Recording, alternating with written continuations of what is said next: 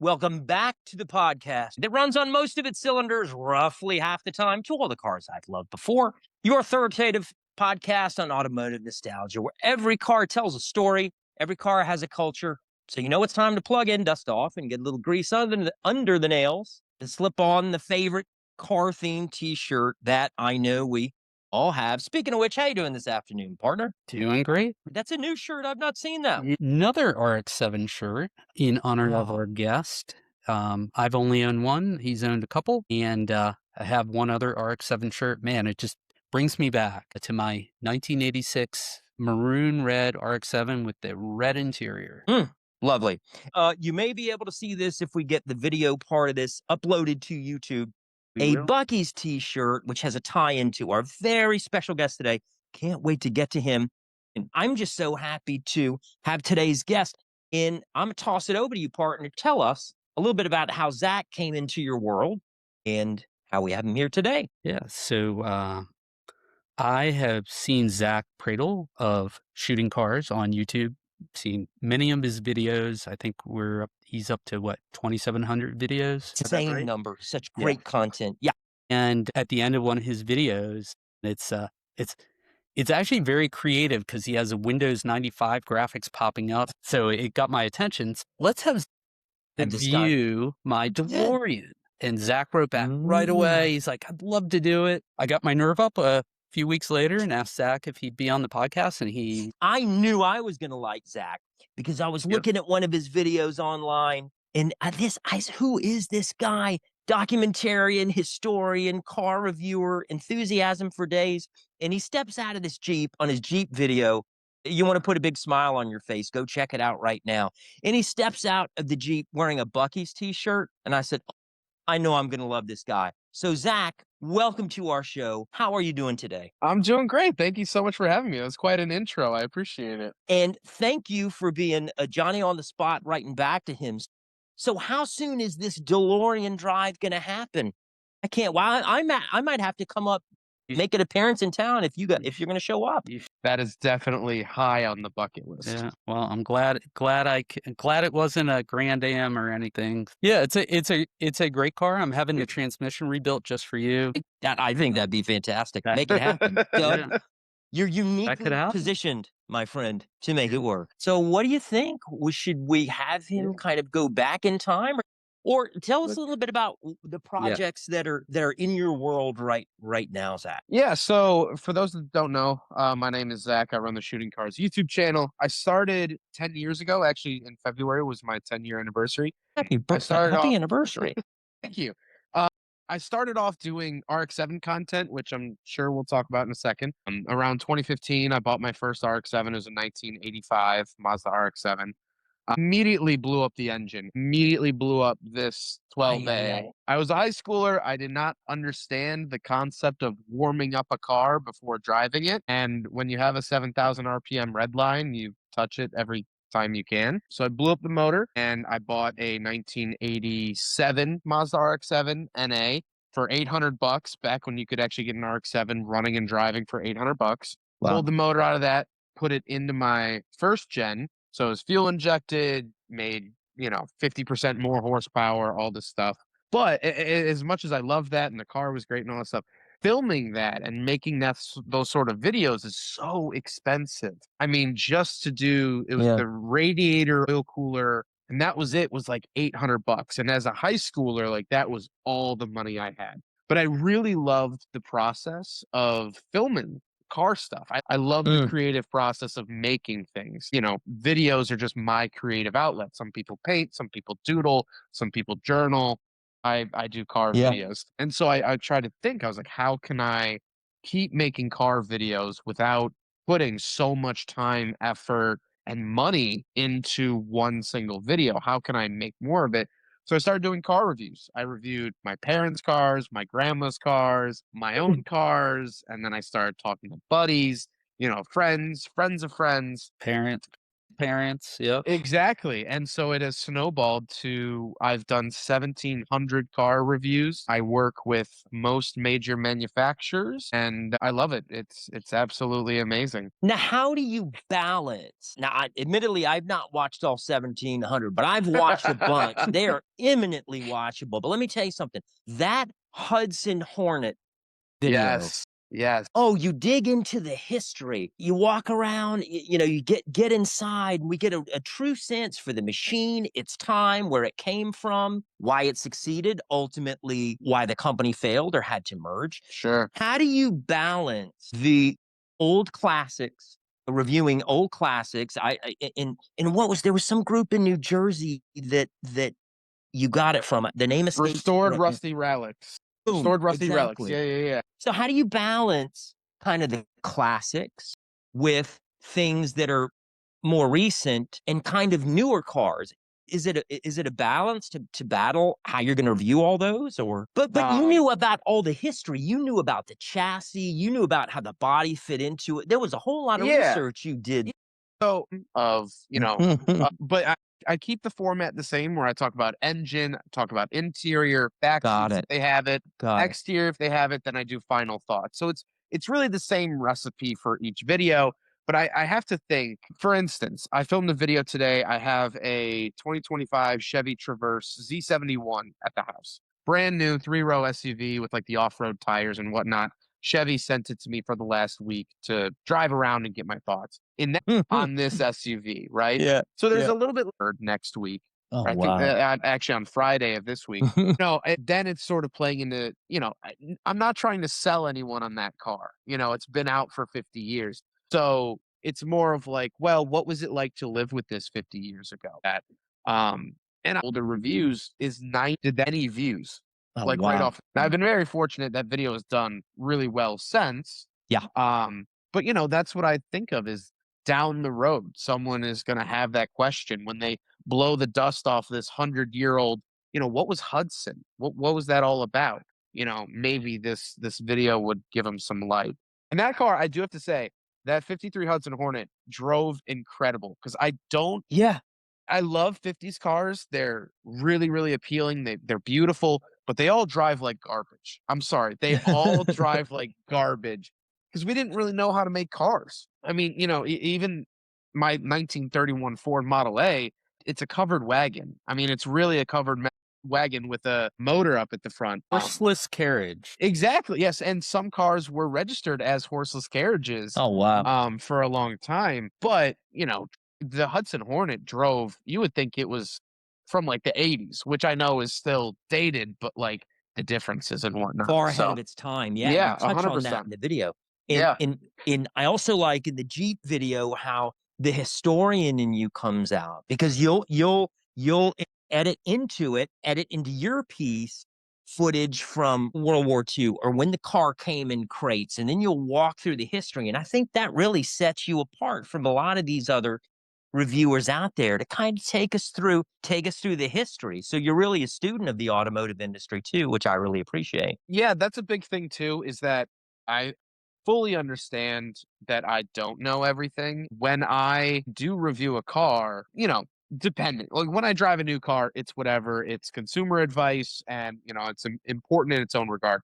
But when I'm able to drive the DeLorean, I'm going to get so excited because the few days leading up to it, I get to research and really sink my teeth into, okay, who was John DeLorean? Okay, so Yeah. he did the GTO as well. So that's kind of interesting that people don't really know. And I get to do the legwork that, I think a lot of people go down these like YouTube rabbit holes, and like Yep.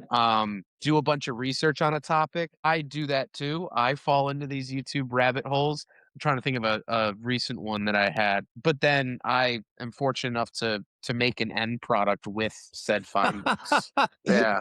That's brilliant. Yeah, Yeah. I love that. I love that. All right. So what do you think, Doug? Should we go back in time? Should we step into the rotary engine time machine and see where it takes Yeah. us? And maybe it'll take us back to his first car. What do you say? What do you Yeah, think? let's take the rotary. Let's take the second exit off the rotary. The rotary Go dial. back to the rotor. So where did it all start for you? Let's talk about your first car, Zach. So my first car was a red, sunrise red, 1985 Mazda RX-7. I bought it September 20th, 2015. It was a few days after I had turned 18. And I would always loved cars from a young age, Fast and Furious, Hot Wheels, lined my walls. And I really wanted my own car. Like when I turned 18, like that was very important to me, as every car person has that, they want to own their own car. So I looked for a long time. I was looking at Subaru Legacies. I really liked Subarus at the time, but my dad, before I was born, had a 1985 Mazda RX-7 in Oh. sunrise red, funny enough. Family. Yeah, and so he had always said, he was like, "Oh, it's the best car I ever owned. Best."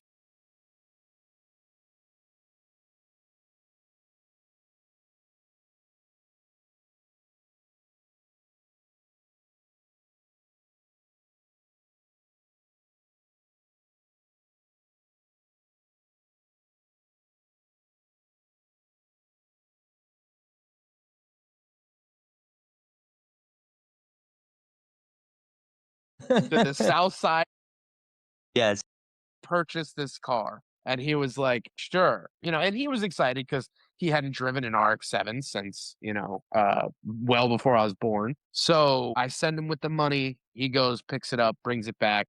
My first car, it was my senior year of high school. I drove it to homecoming, which was great. Which I remember, if you're familiar with the Wankel Rotary, it's really high pitched. And I drove my date to homecoming, and I was a teenager, so I revved up the engine. And as I pull up in my brand new sports car, someone yelled, "Hey, shut that weed whacker off." And I almost drove home from homecoming that night. And then just immediately, I was like, oh man, that really threw it all into perspective. But then, as I mentioned to you guys in the pre show, I would never let the car warm up. I lived 2 minutes from my high school. So I would get in the morning, bang gears on the way to school, and shut it off before the needle had even moved.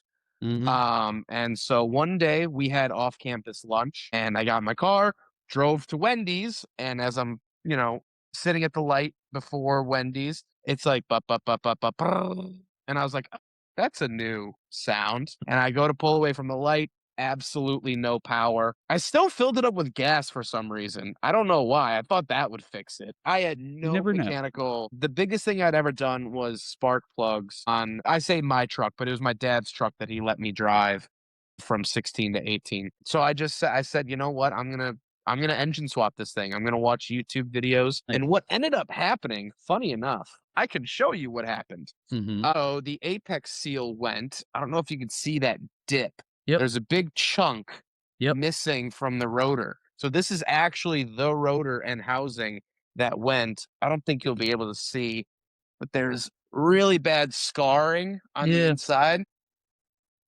Still actually embedded itself and then obviously blew up. Um, so I bought a 1987 Mazda RX-7 from a guy off Craigslist for $850. I think I talked him down from like 900, which the $50 in hindsight is so funny to me. Pulled that motor out. That was a 1987 fuel injected 13B, so 1.3 liter, as opposed to this was a 1.1. The swap was actually relatively simple. It took me a year because I didn't know anything about cars or Mhm. like mechanical, and I love that. If I could go back to any car that I had, it would be that 93 Miata. As much as I love the RX-7, 93 Miata had no issues. It ran so good. It was so fun. The convertible top. It's a different And experience with a convertible. yes, it is. And that was just such a joyous car as well. I was mowing the lawn during COVID, and this was what was this? It was May. So like people were like just kind of starting to come out of lockdown, but like we were still in this like weird limbo. And so I hadn't been social in 2 months. My buddy sends me this Facebook marketplace ad for a 93 Miata, rust free, $2,000. And I was like, that's a crazy deal. Like, if it was 130,000 miles rust free. It had been a little banged up, but not, just cosmetically. So halfway through mowing the lawn, I stopped, ran inside, called the guy, and said, "Hey, can I send you $200 right now to hold the car because I can't. It was in St. Louis, which is 4 hours from Chicago. Can you hold the car until tomorrow morning so I can like get a ride down there? And he was like, yeah. So I sent him $200. I paid him the other 1,800 when I got there and drove that car for 3 months. Absolutely loved it. But I needed something adult. And so I ended up buying my 2019 Mazda 3. Had the going back to your RX-7 with the engine swap, had something happened to the RX-7 that prompted you to get the Miata, or it was just fortuitous timing? So the yes, trying to think of how to phrase this because it's really muddy because I've had 3 RX-7s. So the first RX-7 that I put the new motor into, the Yeah, red the one, red one. Yep. the red 1985. This was in 2019. I was driving. I got some burritos with a friend. Burrito singular, not plural. I got some burritos with a friend, and driving back home, shifting first to second, second to third. There's this clicking noise. It was like a, like when you like squeeze a pop can, you hear that, or like kink a hose or something like that. And I was like, oh, that's weird. I'm taking it downtown Chicago the next day, which was like a, probably 70-mile round trip. I was like, let me see what's going on here because this is really weird. I haven't heard that noise before. So I get home, put it in the garage, get the jack underneath the pumpkin, they would call it, because those were solid rear axle cars Yes, they where were. the second gen moved to independent. Yep. Lifted it up, and the two, I think they're called trailing arms, but like the Yep. stabilizer, yeah, the trailing arms had completely disconnected from the car due to rust. And so every shift, at least the higher torque shifts, the fourth to fifth shift, it wouldn't click. It's just not torquey enough, I guess. The trailing arms were actually slapping the chassis of the car. And then I looked Wow. more, and there was a huge crack running side to side from where each. And what was wild is I pulled up the carpet, you could see completely through the car.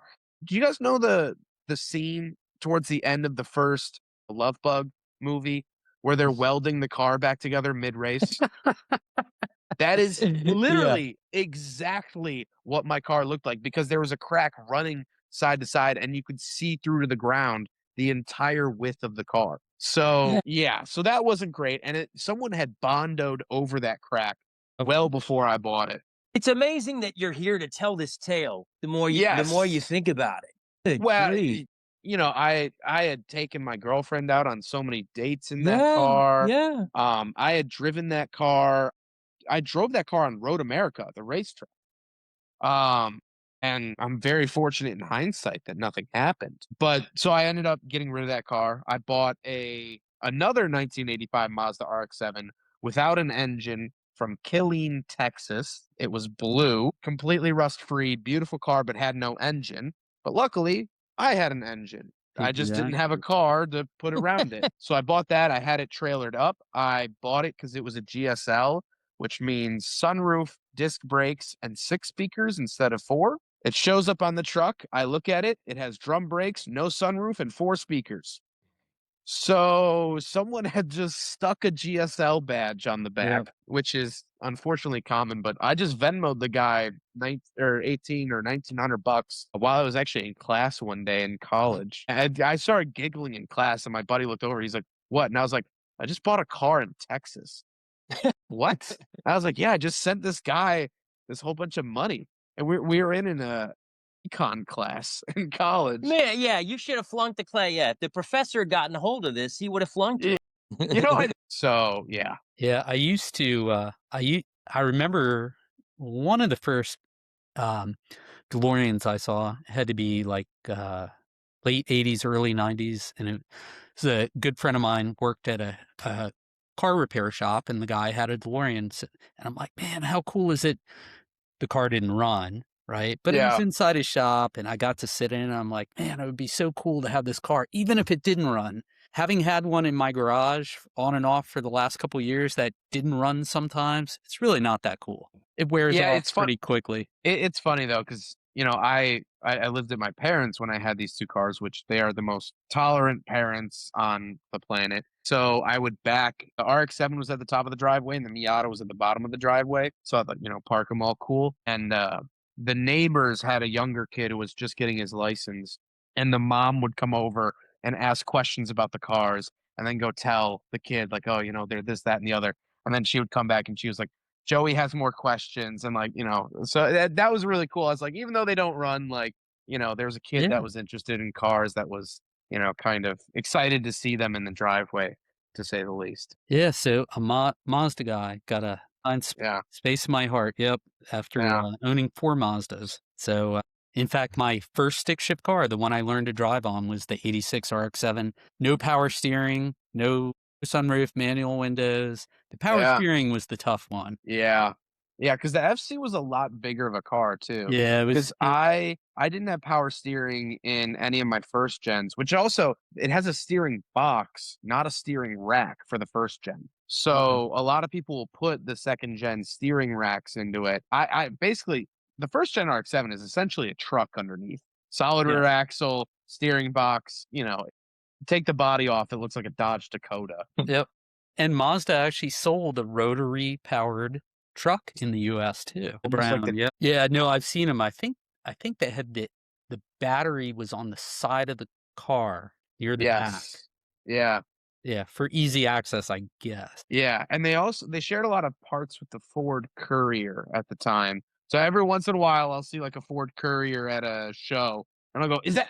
No, it's not a replica. Yeah, that's funny. Yeah, Before the show, you mentioned I do want to ask you about your dream cars, but to me, this is like family history. Your dad had a Mazda. Maybe he owned it when he met your mom. Who knows? You would know. Yeah, man, that takes the cake, but because I had taken the transmission out during the motor swap. I dropped it because it was just me alone in my garage with no power tools or anything.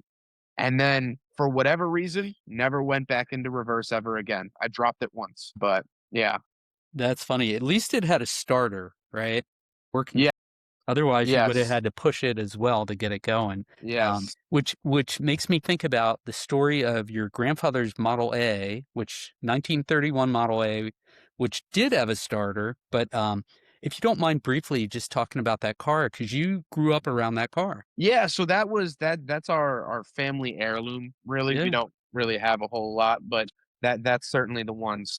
Back in the 1980s, 1985, specifically, this year keeps showing up for some reason. I've owned two 1985 cars. My dad owned a 1985, and then in 1985, it was my grandma and grandpa's 25th wedding anniversary. mm, And so my grandma cashed in. No one from that transaction is still alive. So I don't know where the car came from. I know that it was repainted sometime in the late 70s or early 80s. That's the only thing that we know, is that it had a spray.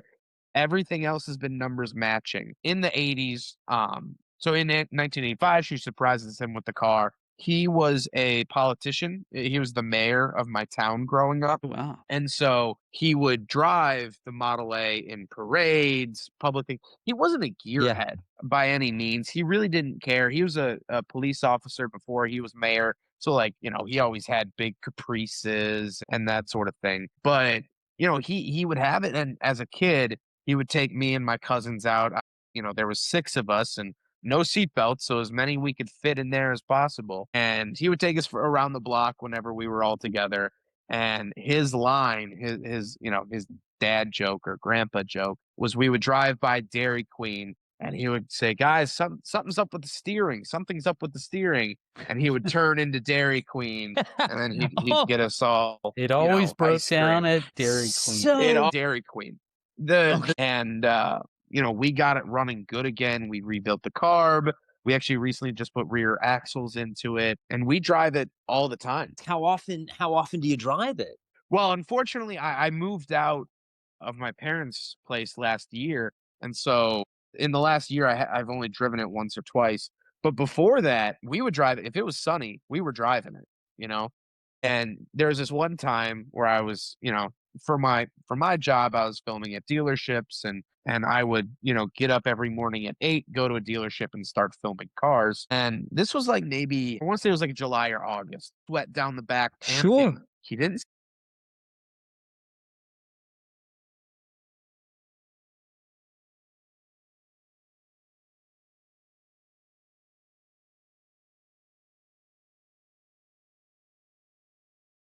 So fighting over the model. The pitfalls of owning a car with two other gearheads. Three of you yeah. all, have equal claim to it. But yeah, I love that you get it out of the garage and running. But let's pivot here. Doug always likes to talk to our guests about dream car, next car. What do you think? So what's on the bucket list, wish list for you, Zach? So right now, the top of my list is a 1992 Nissan Skyline GTR. It's I believe the RB26, so it's the straight six twin turbo. I drove one in November, and it just does everything perfectly. It made like mid 300s horsepower, right-hand drive, stick shift, straight six turbo, all-wheel drive. It was just, I mean, really, it's one of those cars that you get in, and at point, it's just sheer terror being behind the wheel. When you do a rolling burnout at 100 miles an hour, things get really scary. 350 horsepower. It's special. I like the R32 better than the 33 and 34, which came in years after it. They got a little bit bigger, and everyone says the R34 is amazing. I've driven the R34. It's still a great car, but I like the size of the 32. And then the other one I sent to you guys was the air-cooled Porsches, whether that's a 930, a 99, not 996, 993 or 964, something of that nature. I love those. I love the look of them. They drive really great. They don't drive as good as I thought that they would drive. I did a 993, and it was really special and fun, and that car had its own fun story too. But it wasn't. I just never felt so connected to a stranger's car than with that GTR. Very neat. Great answer. So, all right, one last question for you here on the way out as we sort of guide the podcast gently to the off ramp here. Not really a question, more of a observation on my part. Just want to mention to everybody there out there listening that you got to check out his Zach's YouTube channel, Shooting Cars on YouTube. And one thing that I really enjoyed, and maybe enjoyed the most, were the video essays that are kind of sprinkled in to the reviews. And I really enjoyed these so much. What Zach does is he'll take this concept or this feature, window tint in a car, okay, pop-up headlights in a car, or a little bit about making his content. He goes to the malaise era of kind of underpowered, blocky car in the 70s, and it's done so well. The question is how do you decide when there's something that you want to attack? Is there a ratio for every 50 reviews? We get one of these video essays, which are really kind of your thoughts and documentary. They're so entertaining and well done. How do you decide when and what to do a video essay on versus a review? It's literally like I'm thinking of something. It might have been 55 mile an hour speedometers. But anyway, at the time I had filmed 1,000, maybe 1,100 cars. And so every time, Okay, so they didn't. Not to interrupt, but so you had done so many reviews before this even came into your mind. So interesting. Okay, please continue. So I think it was the 55 mile an hour thing because I was driving a 1981 or 1982 Ford LTD. It was a fleet vehicle, Remember that sort of thing. Yep. And it had 55 miles an hour highlighted on the dash. And I was like, okay, this is like the 15th car that I've driven that says this. Like, why the heck, just in this era, they highlight 55 miles an hour? Why was that so special? And so I went home that night and there was this itch in the back of my head. And I started digging into it and I started looking because every time I review a car, I have a 20 terabyte hard drive on my desk, and every car I review gets its own folder on that hard drive. So I have a folder for every manufacturer, and then in those folders is folders of each car that I've driven. So all the footage, when I do a review of one, goes into that folder. So I started going through the folders, and I was like, oh, here's footage of this car. It was a Country Squire that had 55 miles an hour highlighted. 85 miles an hour was the top it could go. The Ford Mustang, the Fox body Mustangs could only go up to 80 miles an hour. And they had 55 miles an hour highlighted. My beloved RX-7 had a little arrow pointing to 55 miles an hour on the speedometer. So it was kind of this way of like, What's the story? Yeah. what's the story? But also, I have so much footage of it that just sits on a hard drive. I hadn't looked at that footage in probably years. So it's kind of a way of like repurposing. Like, I have so Mhm. much footage of that. I had done so many cars with pop up headlights. I had done so many cars with the power seat belts, which I think is my most viewed video ever. So Oh, it was a way to kind of recycle footage that just sits on a I hard drive anyway. see. Also dig into these like really niche things that people didn't talk about. Now, unfortunately, I kind of ran out of weird 80s features to talk about. I kind of talked about them all, and so that's where we are right now. But the current itch isn't going to be out by the end.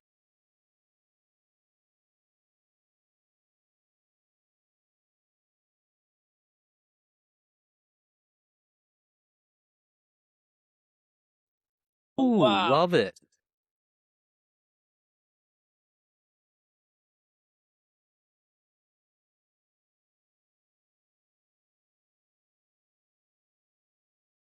Every piece of merchandise from back in the day. They had Kellogg's boxes with the Saturn on the front. They had windbreakers. They had Hot Wheels. They had brochures. They had, blankets that were all Saturn branded. And so again, that sort of scratched this itch of like, why do so many people love Saturns? And I think I've driven 20 Saturns, I think at this point. The So footage. different. Yeah, and they were so Exactly. different. The way you did business, the way you were handled at the dealership, the cars The themselves, cars, the everything about. plastic. My sister owned a Saturn. She actually interned at GM, I think, when she Oh was in wow. grad school. And I found a pair of, protective eyewear, and they say Saturn on them. I think they had to come from her. Well, so it was that an exclusive? Did Cars Love Nation just get an exclusive teaser Yes, you from you? did. Oh Yes, man, we're I breaking haven't news told. left and Well, right. Well, so yeah. the only people I've told about it, and I'm very fortunate because I work with manufacturers now, is in the corporate side of GM and all this stuff. I put a note out into a media professionals Facebook group. It's a closed group, but just for people in the industry. And I said, hey, does anyone know anyone that worked at Saturn? I'd love to talk to them. And so now I have a list of about 15 people of like,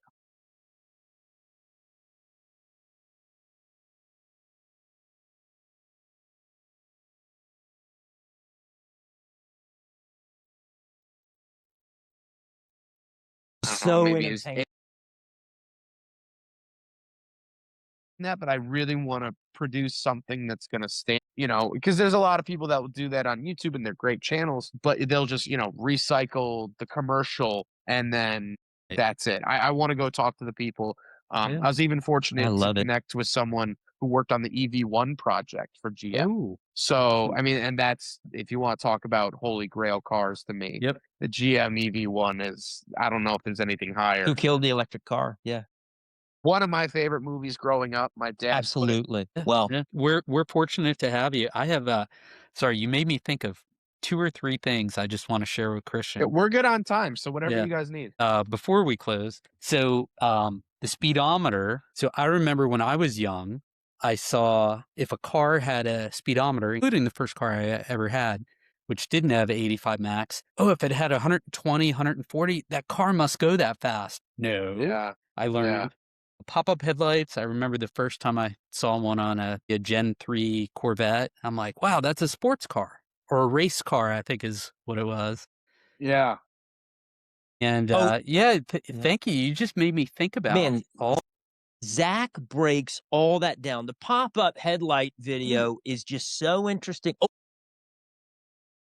light one bulb. of so Zach, I don't know if it's still around, but I saw a video on YouTube about an abandoned Saturn dealership.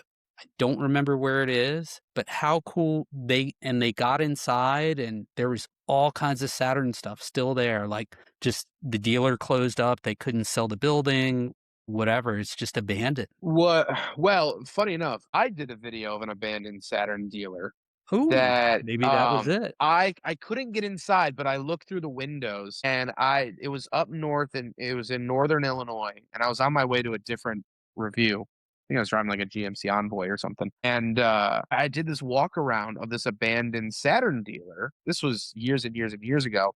And I posted it. It was terrible video quality. It's not stabilized, whatever. But then Jalopnik the article website wrote an article about my video, and I got like 30, 40,000 views overnight. And like Golly. what ended up happening, sadly enough, was that everyone kind of found out that there was this Saturn dealer there, and then Oh, wow. I still have the footage of it. There's another possible Saturn dealer somewhere in Illinois, but yeah, it was another part of that too was they had this big circle out front with like all these like lights embedded in the ground. And when I went there, I was like, I don't know what the heck that's for.